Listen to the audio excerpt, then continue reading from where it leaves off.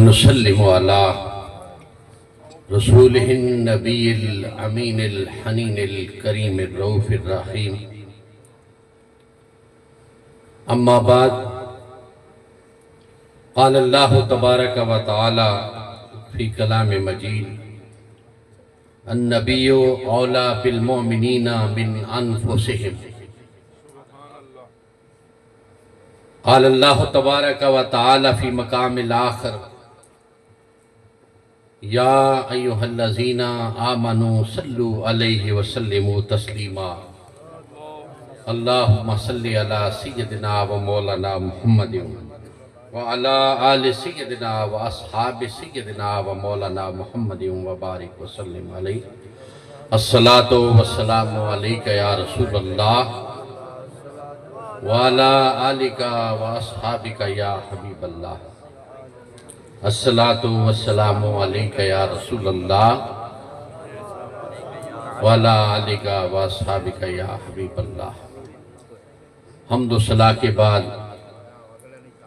آج کی بابرکت روح پرور عشق مصطفیٰ صلی اللہ علیہ وآلہ وسلم کی خیرات بانٹنے والی یہ عظیم الشان محفل میلاد مصطفیٰ صلی اللہ علیہ وآلہ وسلم کے منتظمین، جن میں محترم اعجاز قادری صاحب اور ان کے دیگر رفقائے کار، جتنے احباب جو اس عشق مصطفیٰ صلی اللہ علیہ وسلم کی خیرات کو تقسیم کرنے میں حصے دار ہیں، بالخصوص بزم طریق شوق مصطفیٰ صلی اللہ علیہ وسلم و اہلیان علاقہ منڈی شاہ جیونا، اور بالخصوص بخاری ٹاؤن کے اہل علاقہ، خوش قسمت لوگ جن کے لیے آج یہ عظیم الشان محفل میلاد مصطفیٰ صلی اللہ علیہ وسلم کا اہتمام کیا گیا. اس خوبصورت محفل کے جو زینت ہے اس وقت حضرت علامہ پروفیسر آصف جماعتی صاحب، کوارڈینیٹر منہاج نظام المدارس ضلع جنگ، حضرت علامہ مولانا امان اللہ جماعتی صاحب، صدر منہاج القرآن علماء کونسل جنگ، اور اسی طرح محترم ندیم باسط صاحب، محمد عباس تابش معصومی صاحب، ماشاءاللہ ثنا خوان مصطفیٰ، محترم حاجی ناصر عباس چشتی صاحب، محترم محمد اویس جمالی رضوی صاحب، ماشاءاللہ محترم عصمت اللہ اتاری صاحب، غلام حسین صاحب، محترم محمد قاسم علی سیالوی صاحب، اور دیگر تمام وہ معاونین جنہوں نے دامے، درمے، سخنے، قدمے اس حضور تاجدار کائنات صلی اللہ علیہ وسلم کی یاد میں منعقدہ محفل میلاد مصطفیٰ میں حصہ ڈالا. اللہ تعالیٰ سب کو جزائے خیر عطا فرمائے. اور اس وقت سٹیج پہ تشریف فرما علاقہ کے نامور علماء کرام، مشائخ اعظام اور قرائے کرام، ثنا خوان مصطفیٰ، اور بالخصوص عشاقان مصطفیٰ، جو آپ آج سب یہاں رات کے دوسرے پہر کے اندر سخت ترین سردی کے باوجود حضور تاجدار کائنات صلی اللہ علیہ وسلم کے ساتھ اپنے عشق اور محبت کا اظہار کر رہے ہیں. اللہ تعالیٰ آپ کے اس عشق کو، آپ کی اس محبت کو سلامت رکھے اور اس میں ہمیشگی عطا فرمائے، اس میں استقامت عطا فرمائے، اور اللہ تعالیٰ اس میں مزید ترقی عطا فرمائے. اور میں بار دیگر مومنین کو مبارکباد بھی پیش کروں گا. میں نے جو قرآن مجید فرقان حمید کی آیہ مبارکہ تلاوت کی، اس میں اللہ رب العزت ارشاد فرما رہا ہے کہ نبی محتشم علیہ الصلوۃ والتسلیم مومنوں کے ساتھ ان کی جانوں سے زیادہ قریب اور حقدار ہیں. مومنوں کی جانوں کے سب سے زیادہ جو قریب ہیں وہ کون ہیں؟ نبی پاک صلی اللہ علیہ وسلم کی ذات اقدس، جو ہر کلمہ گو مومن کے سب سے زیادہ قریب ہے اور حقدار بھی ہے۔ ان کا ذکر آپ کریں، ان کی سیرت کو بیان کریں اور ان کے فضائل کو بیان کریں، ان کی تعلیمات کو بیان کریں۔ یہ محفل میلاد بنیادی طور پہ حضور تاجدار کائنات کے ذکر کی محافل ہے، جو آپ حق ادا کر رہے ہیں حضور کی بارگاہ کی نسبت، حضور کی بارگاہ کی غلامی کا، حضور کے امتی ہونے کا۔ یہ وہ بنیادی حق ہے کہ رات کے آخری پہر کے اندر، ان شدید سردیوں کے اندر، اس مادیت کے دور کے اندر، اس نفسہ نفسی کے دور کے اندر، اس بیرا روی کے دور کے اندر، آج بھی آپ اپنے آپ کو ریفریش کرتے ہیں، اپنے ایمان کو تازگی دیتے ہیں، اپنے ایمان کو جلا بخشتے ہیں، اپنی نسبتوں، اپنے تعلقات کو پھر دوبارہ مکین گنبد خضرا کے ساتھ استوار کرتے ہیں۔ یہ کوئی عام کام نہیں ہے۔ آج کے مادیت کے دور کے اندر، لادینیت کے دور کے اندر، بیرا روی کے دور کے اندر حضور تاجدار کائنات کی محافل سے جانا، آج ہمارے ہاں روحانیت ختم ہو گئی، دینی، اعتقادی اور روحانی زوال آ چکا ہے۔ ہماری محفلیں ویران ہیں، کوئی بھی دین کے لیے وقت نہیں نکالتا، مساجد ویران ہیں۔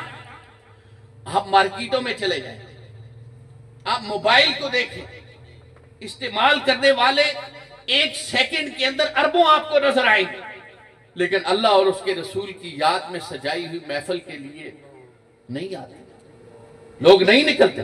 لیکن آپ مبارکباد کے مستحق ہیں کہ آپ نے لوگوں کو نکالا، اور آپ خوش قسمت ہیں کہ آپ حضور تاجدار کائنات کی یاد میں منعقدہ اس محفل میں شریک ہیں۔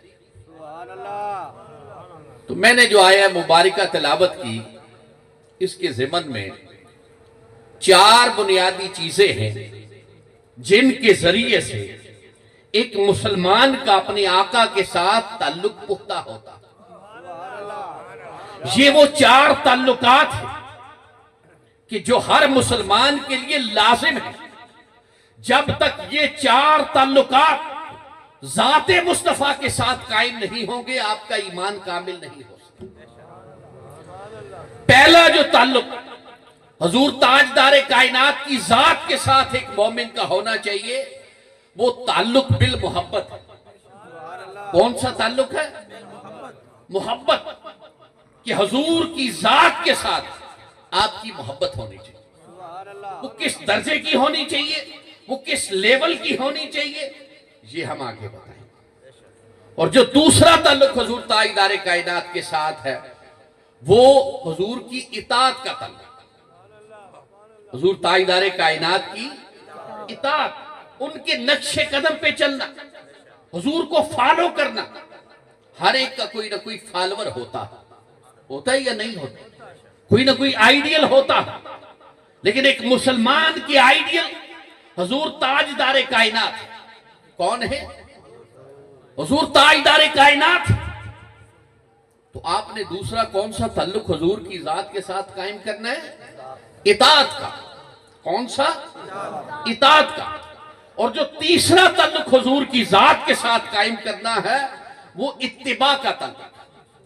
کون سا؟ اتباع کا تعلق ہے، پیروی کا تعلق ہے۔ اور جو چوتھا تعلق ہے، وہ تعظیم کا تعلق، ادب مصطفیٰ، تعظیم مصطفیٰ۔ جب تک ایک مومن کی حضور تاجدار کائنات کے ساتھ یہ 4 تعلقات نہیں ہوں گے، اس کا ایمان کامل نہیں ہو سکتا، اس کا ایمان کامل نہیں ہو سکتا۔ تو آج ہم ان 4 تعلقات پہ بات کریں، جن تعلقات کی وجہ سے ایک مومن کا ایمان کامل ہوتا ہے، اکمل ہوتا ہے اور مکمل ہوتا ہے۔ اس کے بغیر ایمان مکمل نہیں ہوتا۔ تو اللہ رب العزت نے قرآن مجید میں فرمایا، قُلْ إِن كُنْتُمْ تُحِبُّونَ اللَّهَ، اے محبوب کریم آپ انہیں کہہ دیجئے ان کنتم تحبون اللہ، اگر تم اللہ سے محبت کرنا چاہتے ہو فاتبعونی، تو اللہ کے محبوب حضور تاجدار کائنات کی اتباع کرو۔ کس کی اتباع کرو؟ حضور تاجدار کائنات کی اتباع کرو۔ یحببکم اللہ، اللہ تعالیٰ تم سے محبت کرنا شروع کر دے۔ اللہ کی محبت مصطفیٰ کی محبت کے ذریعے ملتی ہے۔ جب تم اللہ کے رسول کے ساتھ محبت کرنا شروع کر دو گے تو اللہ تم سے محبت کرنا شروع کر دے۔ اللہ کی محبت کیسے ملتی ہے؟ اللہ کے رسول کے ذریعے ملتی ہے۔ اللہ کی محبت کا راستہ کون سا ہے؟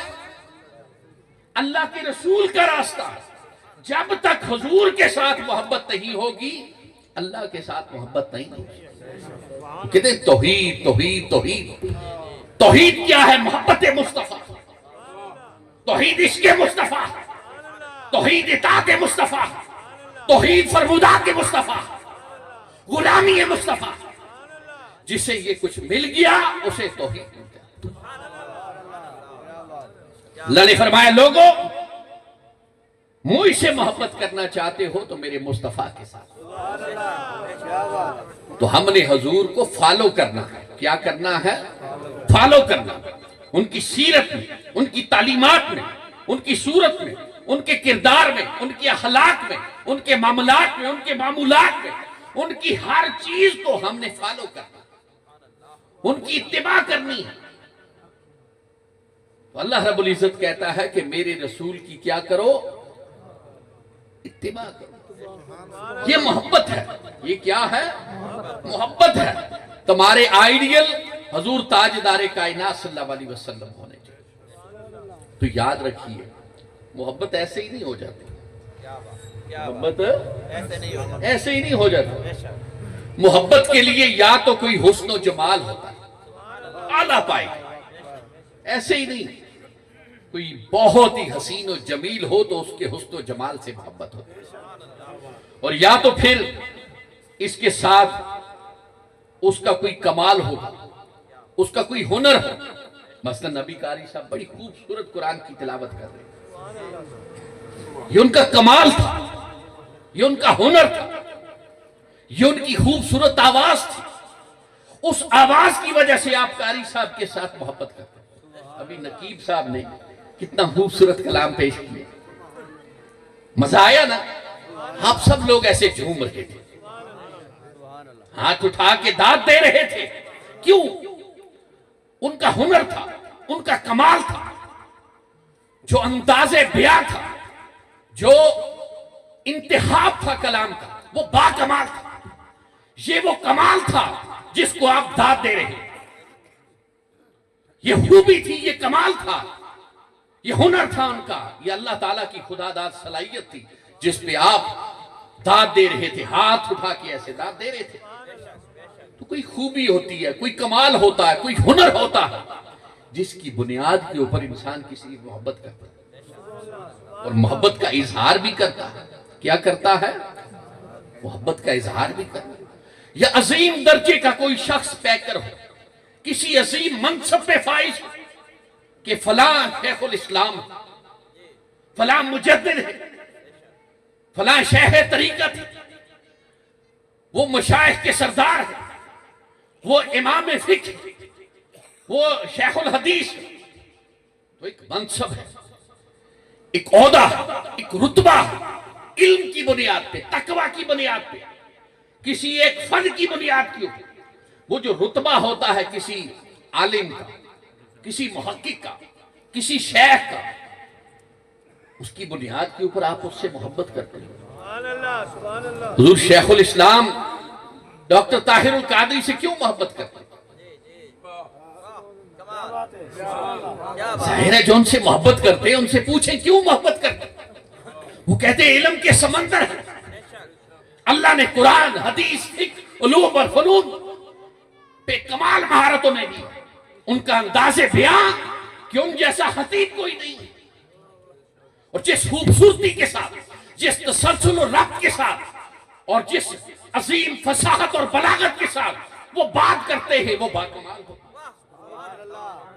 اسی طرح آپ شیخ الاسلام حضور قمر الدین سیالوی رحمت اللہ علیہ کی بات کرتے ہیں، پیر سیال لجپال کا نعرہ لگاتے ہیں۔ کیوں لگاتے ہیں؟ اس لیے کہ شیخ طریقت صاحب معرفت اللہ تعالیٰ نے انہیں روحانیت سے فیض یاب کیا اور ہزاروں لوگوں کے باطن کی اصلاح کی۔ نگاہ ولی میں وہ تاثیر دیکھی بدلتی ہزاروں کی تقدیر ہے۔ حالی یہ خطہ نہیں، پورے پاکستان میں جہاں جائیں آپ کو ہر طرف پیر سیال لجپال کی آوازیں سنائی۔ وجہ یہ ہے کہ وہ اللہ کے ولی تھے، اللہ تعالیٰ نے ولایت کا ایک رتبہ، ایک مقام، ایک درجہ عطا کیا تھا، ایک مرتبہ عطا کیا تھا۔ آج دنیا سے چلے گئے ہر ایک نعرہ لگاتا ہے پیر سیال لجپال۔ فیض دیا، آج فیض موجود ہے تو تبھی نعرہ لگا رہے نا، اگر نہ ہوتا تو کون نعرہ لگاتا؟ کوئی پیسے دیتا ہے کہ نعرے لگاؤ؟ تو محبت کے لیے کوئی رتبہ ہونا چاہیے، کوئی مقام ہونا چاہیے، کوئی عظیم درجہ ہونا چاہیے، ایسے ہی ہے۔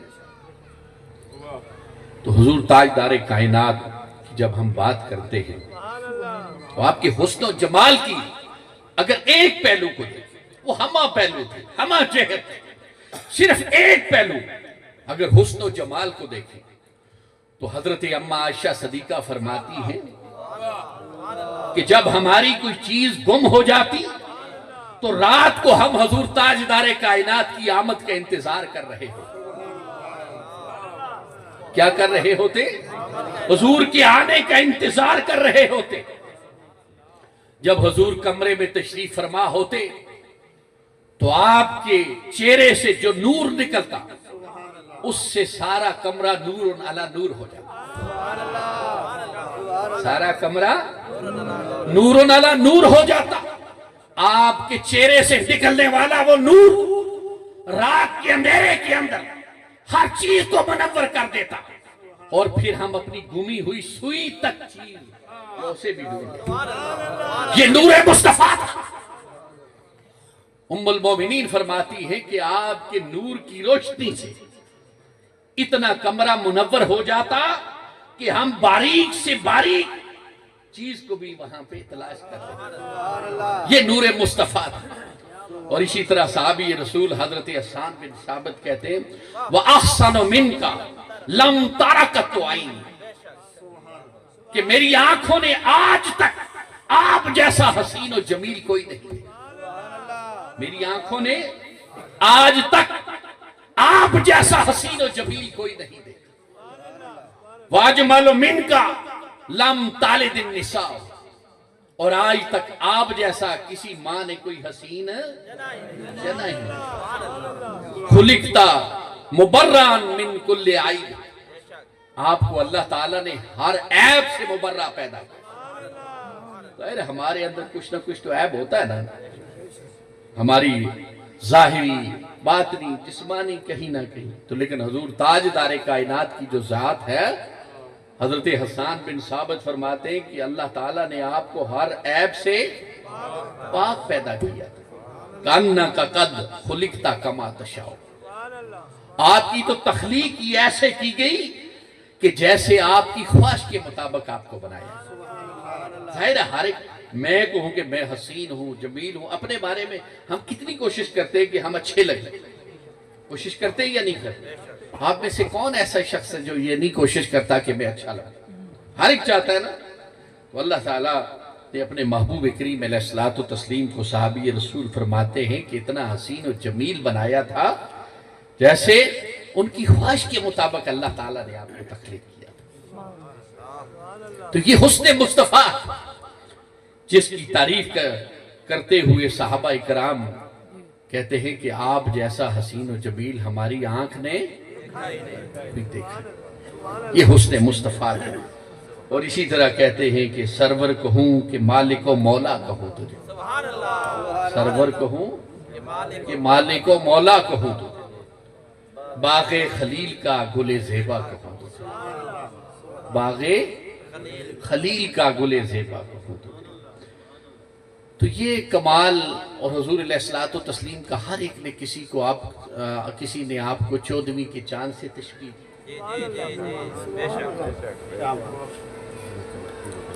کسی نے چمکتی ہوئی تلوار سے. ہر ایک جو حسین اور جمیل دنیا پہ چیز تھی, ہر ایک نے آپ کے حسن و جمال کو اس سے تشبیہ دی. اتنے حسین تھے, اتنے جمیل تھے. اور جب ہم صحابہ اکرام کی زندگیوں کو دیکھتے ہیں تو ہمیں ایک بات بڑی واضح نظر آتی ہے.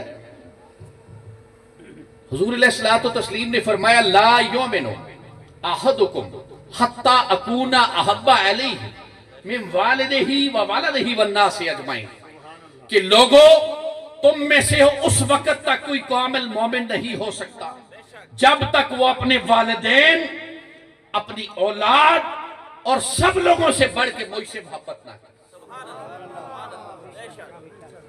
ایمان کی کاملیت کی کیا دلیل ہے کہ آپ نے حضور کے ساتھ محبت کرنی ہے, اور اب محبت کا معیار بیان کر دیا اس حدیث مبارکہ میں کہ محبت کتنی اور کیسی ہونی چاہیے. تو حضور علیہ الصلوۃ والتسلیم نے فرمایا کہ میرے ساتھ جو محبت ہے وہ اپنے والدین سے زیادہ ہونی چاہیے. آپ کو اپنے والدین سے زیادہ مجھ سے محبت ہونی چاہیے, اولاد سے زیادہ مجھ سے محبت ہونی چاہیے, اور تمام لوگوں سے بڑھ کے مجھ سے محبت ہونی چاہیے. جب اس درجے کی محبت ہوگی تو آپ کا ایمان کیا ہوگا؟ کامل ہوگا. اگر اس درجے کی آپ کی محبت نہیں ہوگی تو آپ کا ایمان کامل نہیں ہو سکتا. ایمان کی کاملیت اور ایمان کی اکملیت کی جو سب سے بڑی دلیل ہے وہ کیا ہے؟ محبت مصطفیٰ. جو پہلا تعلق ہے حضور کی ذات کا وہ کیا ہے؟ محبت مصطفیٰ. اور پھر جب ہم صحابہ کرام کی زندگیوں کو دیکھتے ہیں, خلیفۃ المسلمین حضرت سیدنا صدیق اکبر کی محبت رسول, جب آپ غار ثور میں آتے ہیں, بلکہ اس سے پہلے دیکھیں ہجرت کے وقت جب حضور اپنے گھر سے تشریف لاتے تو حضرت سیدنا صدیق اکبر حضور کی آگے چل رہے ہوتے ہیں حضور کی حفاظت کے لیے. جب خوف طاری ہوتا ہے کہ کوئی پیچھے سے حملہ نہ کر تو پیچھے چلے جاتے ہیں. پھر خوف آتا ہے کہ کوئی دائیں سے حملہ نہ کر تو دائیں طرف چلے جاتے ہیں. پھر ڈر ہوتا ہے کہ کوئی بائیں سے نہ آ جائے, بائیں طرف آ جاتے ہیں. یہ جانثاری, یہ فنائیت اور یہ محبت رسول جو صفا میں مدرسۃ الرسول درسگاہ مصطفیٰ میں تاجدار کائنات نے اپنے صحابہ کو درس حدیث دیا تھا, اس کی عملی تصویر حضرت سیدنا صدیق اکبر کی حفاظت مصطفیٰ کی صورت میں نظر آتی. اپنی جان ہتھیلی پہ رکھی, حفاظت مصطفیٰ میں کبھی دائیں کبھی بائیں, کبھی آگے اور کبھی پیچھے. جب غار کے اندر جاتے ہیں اور قرآن کہتا ہے ثانی اثنین اذ ہما فی الغار, وہ دونوں میں سے دوسرا. اب دیکھیے اذ ہما فی الغار, اب وہ جب دونوں غار میں گئے تو اس وقت سیدنا صدیق اکبر نے فرمایا یا رسول اللہ, عظمت میں, شان میں, فضیلت میں, رتبے میں آپ اول ہیں, لیکن غار میں جو پہلے جائیں گے وہ کون؟ صدیق. جانثاری میں, فنائیت میں, قربانی میں صدیق اول. یہاں قرآن کہہ رہا ہے. اور صدیق اکبر غار ثور میں جاتے ہیں, ساری غار کی صفائی کرتے ہیں, اپنے جسم کے کپڑے اتار کے سوراخوں کو بند کر دیتے ہیں. ایک سوراخ کے لیے سطر کے علاوہ باقی کچھ بھی نہیں بچتا. تو اپنے پاؤں کی ایڑی وہاں پہ رکھ دیتے ہیں اور کہتے ہیں قربان جاؤں یا رسول اللہ, اب آپ تشریف لائیں.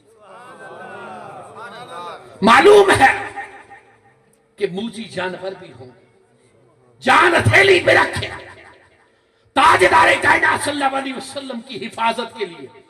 یہ فنائیت مصطفیٰ ہے, یہ ایثار مصطفیٰ ہے, یہ محبت مصطفیٰ ہے، یہ عشق مصطفیٰ، یہ وہ پہلا تعلق ہے جو پہلے کتابوں سے دیا، اب صحابہ کی زندگیوں سے دیکھو کہ محبت مصطفیٰ کیا، خود اپنی جان ہتھیلی پہ رکھ اپنے آقا کی حفاظت کی، اور ادھر حضرت مولا کائنات شیر خدا علی کرم اللہ وجہ الکریم ہجرت کی رات بستر مصطفیٰ پہ لیتے ہوئے، معلوم ہے کہ حضور کی جان کے دشمن ہیں۔ کس کے دشمن ہیں؟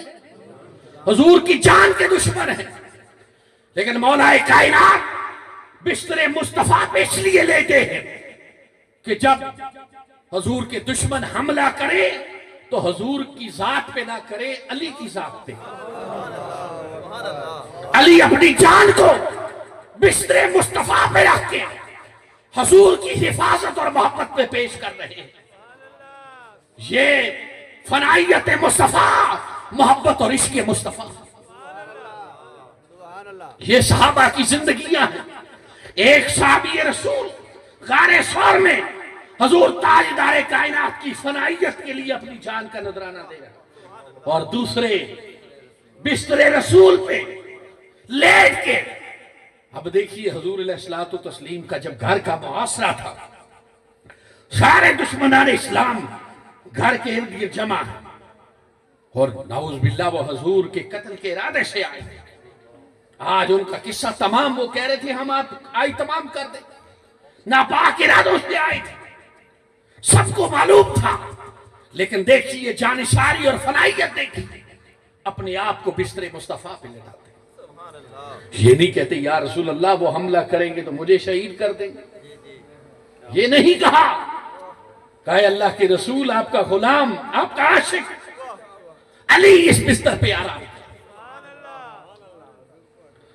یہ فنائیت مصطفیٰ ہے، یہ محبت مصطفیٰ، اور وہ حضرت علی کرم اللہ وجہ الکریم خیبر کے موقع پہ جن کے لیے تاجدار کائنات نے فرمایا کہ صبح علم میں اس کو دوں گا جو اللہ اور اس کے رسول سے محبت کرتا ہے، جو اللہ اس کے رسول سے محبت کرتا ہے۔ ہر ایک یہ چاہتا تھا کہ یہ علم میرے حصے میں ہے۔ جب صبح حضور تاجدار کائنات آتے ہیں تو وہ علم حضرت مولا کائنات علی کرم اللہ وجہ الکریم کو عطا کرتا، فرمانے لگے یہ جنہیں میں علم دے رہا ہوں یہ اللہ اور اس کے رسول سے محبت کرتے ہیں، اور اللہ اور اس کا رسول ان سے محبت کرتے ہیں۔ اسی لیے فرمایا انا مدینۃ العلم وعلی بابھا، یہ جو علم کی ظاہری خیرات تمہیں مل رہی ہے، میں اس کا شہر ہوں اور علی اس کا دروازہ ہے۔ یہ جو قرآن ملتا ہے، حدیث ملتی، فقہ ملتا ہے، یہ سارے علوم جو ظاہری فیض نبوت ہے، فرمایا انا مدینۃ العلم وعلی بابھا، یہ جو میں علم کا شہر ہوں اس کا دروازہ علی۔ فرمایا یہ نبوی علم اور علم کی خیرات اسے ہی ملے گی جو علی کا غلام، جو علی کے در کا غلام ہوگا، اسے نبوی علم کی خیرات ملے گی۔ یا ایھا الناس انی کا ترکتم فیکم ما ان اخذتم بہ لم تضلوا، فرمایا لوگو میں تمہارے درمیان دو چیزیں چھوڑے جا رہا ہوں، ما ان اخذتم بہ، اگر ان کا دامن تم نے تھامے رکھا تو لن تضلوا، تم کبھی بھی گمراہ نہیں ہو۔ فرمایا کتاب اللہ، ایک اللہ کی کتاب قرآن مجید، اور دوسرا فرمایا وَإِطْرَتِي اہل بیتی، میری عطرت اہل بیت رسول۔ اور وہ عطرت دیکھیے، ایک تو یہ ہے کہ ہم حضور سے محبت کرتے ہیں، کچھ ہستیاں ایسی تھیں کہ جن سے حضور محبت کرتے ہیں یا نہیں؟ بہت بڑی بات، وہ حضور کے جسم کا ٹکڑا، وہ عطرت رسول کی سرحیل، سیدہ طیبہ طاہرہ عابدہ زاہدہ، حضرت سیدہ فاطمہ زہرا سلام اللہ علیہا خاندان رسول کی سر ہے. اور دیکھیے وہ جو نور اللہ نے دنیا میں سب سے پہلے خاندان نبوت کا نور حضرت آدم کے خاندان میں طلوع کیا تھا، وہ قیامت تک ذریت فاطمہ میں چمکتا رہے. یہ ٹائٹل کسی اور کے پاس نہیں جائے گا.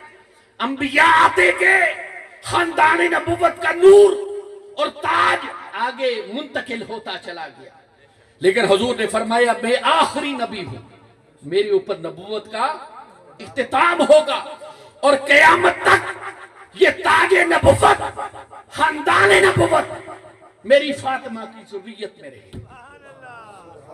اسی لیے فرمایا حضور علیہ الصلوۃ والتسلیم نے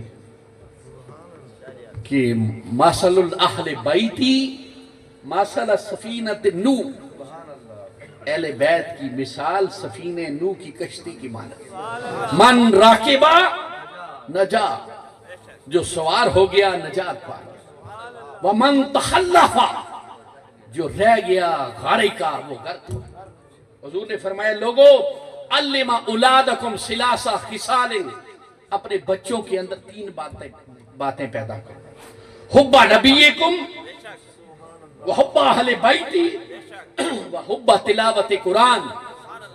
سب سے پہلے حب نبیکم، اللہ کے نبی کی محبت، وحب اہل بیتی، اور دوسری اللہ کے نبی کی آل کی محبت، وحب تلاوت قرآن، اور تیسری قرآن مجید کی تلاوت کی محبت. جیسے آپ ابھی محبت کا اظہار کر رہے تھے یا نہیں کر رہے؟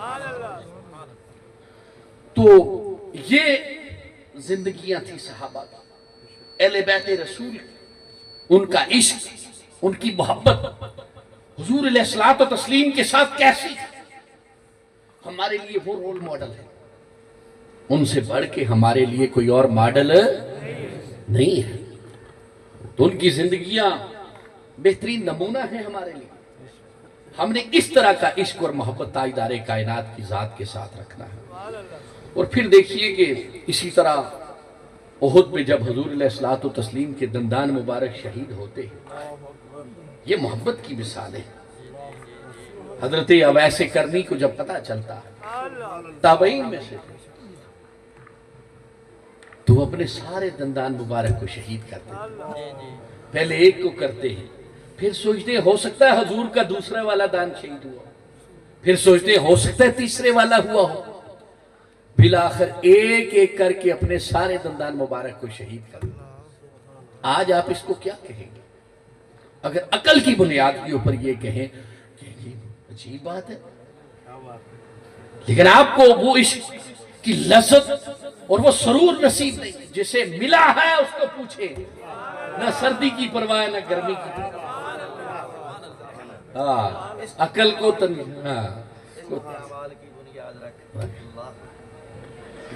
تو یہ عشق جو ہے، جس کو اس کی خیرات مل گئی، پھر اس سے پوچھو اس کی زندگی کیسے گزری. یہ حضور تاجدار کائنات صلی اللہ علیہ وسلم کی بارگاہ کا، یہ تو صحابہ کی زندگیاں تھی.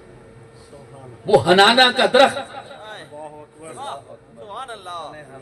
اصلاً حنانہ اس کو دیکھیے جس کے ساتھ ٹیک لگا کے حضور خطبہ دیا کرتے تھے، خطبہ دیتے تھے. جب صحابہ نے حضور کے لیے ممبر بنا لیا تو زار و قطار رونے لگا. حضور علیہ الصلوۃ والتسلیم نے اسے پاس بلایا اور کہا کہ حنانہ میں تجھے جنت میں لگا دیتا ہوں، ہمیشہ ہرا بھرا ہے، جنتی لوگ تیرا میوہ کھائیں گے، تیرے پھل کھائیں گے. کہا یا رسول اللہ کیا کروں، میں اس جدائی کو برداشت نہیں کر سکتا. ٹھیک ہے وہ جنت ہے، جنت میں میں ہمیشہ ہرا بھرا رہوں گا، ہمیشہ تر و تازہ رہوں گا، میرا حسن و جمال ہمیشہ قائم و دائم رہے گا، لیکن کیا کروں، آپ کی جدائی برداشت نہیں کر سکتا، آپ سے دوری برداشت نہیں کر سکتا. حضور علیہ الصلوۃ والتسلیم نے طرح طرح کی ان کو انعامات دینے کی کوشش کی، لیکن کیا حنانہ کہتا ہے نہیں یا رسول اللہ، زار و قطار رو رہا ہے. پھر حضور نے فرمایا کہ یہاں میرے قدموں میں میرے ممبر کے پاس اسے دفن کر دے، وہ جگہ جہاں ریاض الجنہ، آپ پوری رات کھڑے رہتے ہیں، انتظار کرتے ہیں کہ ریاض الجنہ میں نوافل کا موقع بین بیتی و ممبری روضۃ من ریاض الجنہ، فرمایا کہ میرے گھر اور میرے ممبر کے درمیان یہ جو زمین کا ٹکڑا ہے، یہ زمین کا نہیں بلکہ ریاض الجنہ ہے، یہ جنت کا ٹکڑا ہے۔ ہر ایک حاجی عمرے والا کوشش کرتا ہے کہ مجھے موقع ملے اور میں جنت کے اندر جا کے نوافل ادا کروں۔ جس زمین کے ٹکڑے پہ تاجدار کائنات کے قدمان اقدس لگ جاتے ہیں وہ جنت کا ٹکڑا بن جاتا ہے۔ یہ محبت مصطفیٰ ہے، زمین کے ٹکڑے کو جنت کا درجہ مل جاتا ہے، جنت کا رتبہ اور فضیلت مل جاتی ہے قدمان مصطفیٰ کے صدقے۔ اور حنانہ کہتا ہے کہ یا رسول اللہ مجھے آپ کی جدائی برداشت نہیں، آپ کے قدموں میں رہنا چاہتا ہوں۔ اور پھر حضور نے فرمایا کہ میرے ممبر کے ساتھ دفن کر، کیا کریں؟ میرے ممبر کے ساتھ وہاں پہ دفن کر۔ اور حضور نے فرمایا اے صحابہ، آج اگر میں حنانہ کو دلاسا نہ دیتا تو قیامت تک کسی طرح زار و قطار روتا رہتا۔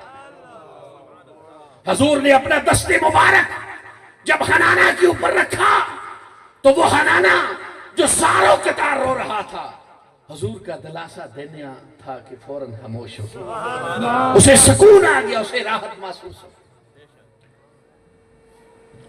تو درخت حضور سے اتنی محبت کرتے ہیں، صحابہ تو صحابہ، اہل بیت تو اہل بیت۔ اور پھر دیکھیے کہ جب اللہ رب العزت نے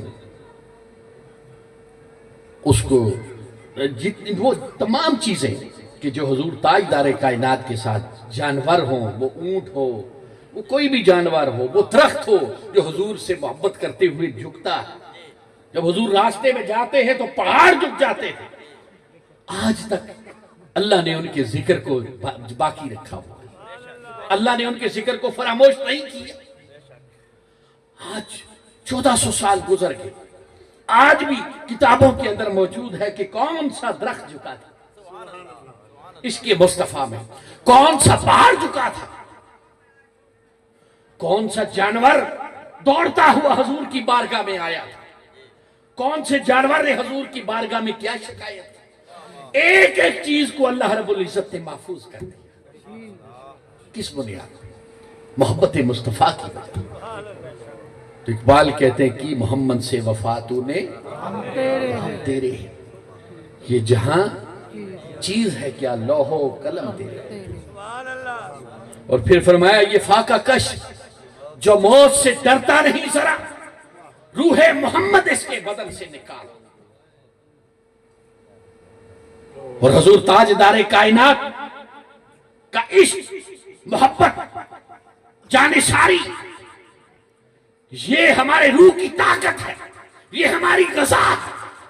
آج اسی غذا کو لینے کے لیے آپ بیٹھے، آپ کس لیے بیٹھے ہوئے؟ یہی روح کی تازگی ہے، روح کی غذا ہے، روح کی خوراک لینے کے لیے بیٹھے۔ جیسے کہتے ہیں نا یہ جسم کے اندر یہ ہمارا وجود دو چیزوں سے مرکب ہے، ایک ظاہری اور ایک باطنی، ایک روحانی اور دوسرا جسمانی، ایک جنود رحمانیہ اور دوسرا جنود جسمانیہ۔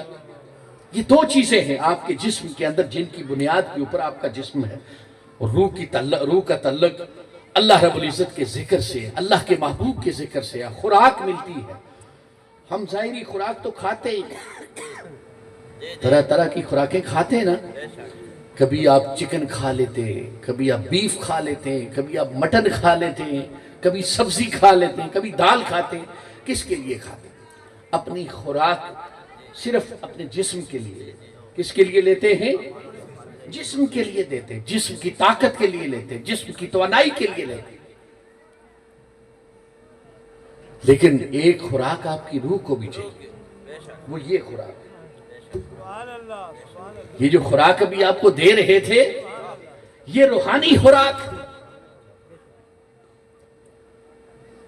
یہ خوراک جب آپ لیں گے تو جسم بھی آپ کا ساتھ دے گا، ورنہ جسم اور روح جب ایک دوسرے سے ناراض ہو گئے، جب روح نے شکایت کر دی کہ اللہ تو نے مجھے اس بندے میں بھیجا تھا، میں تو اس کے ساتھ چل رہا تھا، چلنا چاہتا تھا، لیکن کیا کروں، یہ اپنی جسمانی خوراک تو پوری رکھتا ہے، پورا اہتمام کرتا ہے، لیکن میرا خیال ہی نہیں کرتا، میرا خیال نہیں کرتا۔ یہ شکایت نہیں ہونی چاہیے۔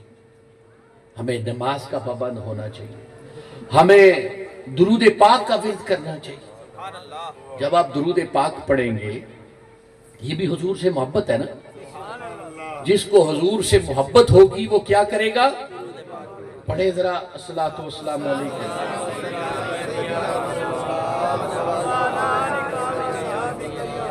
جس کو حضور کے ساتھ محبت ہوگی وہ ہر وقت حضور کی بارگاہ میں درود پاک پڑھے گا۔ جب درود پڑھے گا تو کیا ہوگا؟ اس کی زبان پاکیزہ ہوگی۔ کیا ہوگی؟ زبان پاکیزہ ہوگی، اس کا جسم پاکیزہ ہوگا، اس کی سوچ پاکیزہ ہوگا، اس کا تصور پاکیزہ ہوگا، اس کو جو خیالات آتے ہیں وہ پاکیزہ ہو جائیں گے۔ خیالات کیا ہوں گے؟ یہ جوان بیٹھے کہتے کیا کریں، ہمیں طرح طرح کے خیال آتے ہیں۔ جب آپ درود پاک ہی نہیں پڑھیں، جب آپ اللہ کا ذکر ہی نہیں کریں گے تو پھر شیطانی غلبہ تو ہوگا نا۔ جب درود پاک پڑھیں گے، درود کا ورد کریں گے، اپنی زبان کو، اپنے جسم کو، اپنے دماغ کو، اپنی سوچ کو، فکر کو، اپنے خیال کو، اپنے تصور کو پاکیزہ کریں گے تو پاکیزہ خیالات آئیں گے۔ پھر آپ کو نماز میں کھڑے ہوئے کبھی برے خیال نہیں آئیں گے۔ پھر نماز میں کھڑے ہوں گے تو آپ کی توجہ آپ کے رب کی طرف ہوگی۔ پھر آپ کو محسوس ہوگا کہ آپ واقعتاً اپنے رب کی بارگاہ میں کھڑے ہیں، لیکن وہ تب ہوگا جب جیسے ہم ظاہری وضو کرتے ہیں، پاکیزہ ہوتے ہیں، ایک دو دن آپ منہ نہ دھوئیں، باہر جائیں، لوگ کیا کہیں گے؟ کہتے منہ تو دھو لیا کرو۔ آپ نہائیں نا تو کیا ہوگا؟ سستی ہوگی، بیل کچیل جمی ہوئی ہوگی۔ ایسے آپ ہر وقت وہ بڑے سست سے نظر آئیں گے، ایسے ہی ہے نا۔ لیکن آپ نہائے ہوئے ہوں گے تو کیا ہوں گے؟ فریش ہوں گے، نکھرے ہوئے ہوں گے، صاف شفاف ہوں گے۔ تو اگر جسم کو نہ دھوئیں، جسم کو نہانے کی ذمت نہ دیں تو جسم کا کیا حال ہو جاتا ہے۔ اور اگر روح کو نہ دھوئیں، روح کو پاکیزگی نہ دیں، روح کو خوراک نہ دیں تو روح ناراض ہوگی یا نہیں ہوگی؟ تو روح کی پاکیزگی، سوچ کی پاکیزگی، فکر کی پاکیزگی، خیالات کی جو پاکیزگی ہے، یہ ساری پاکیزگیاں تب شروع ہوں گی جب آپ اپنی زبان کو پاکیزہ کریں۔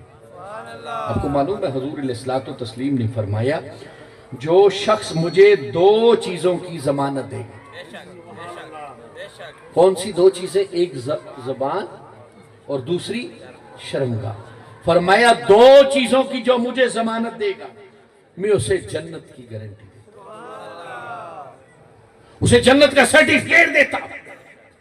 آپ مجھے فرمایا دو چیزوں کی ضمانت دو، میں تمہیں جنت کا سرٹیفکیٹ دیتا ہوں، ایک زبان اور دوسری شرمگاہ۔ تو ضمانت تو دور کی بات ہے، کیا ہم نے اپنی زبان کو پاکیزہ کرنے کے لیے کبھی سوچا؟ سوچا؟ نہیں سوچا۔ اب دیکھیے، جب ہم نے سوچا ہی نہیں ہے، جب ہم نے اس کا اہتمام ہی نہیں کیا، جب ہمیں اس کی پرواہ ہی نہیں ہے، تو پھر زبان کیسے پاکیزہ ہوگی؟ تو اس کے لیے درود پاک کا ویٹ کرنا ہوگا۔ کیا کرنا ہوگا؟ آج کی محفل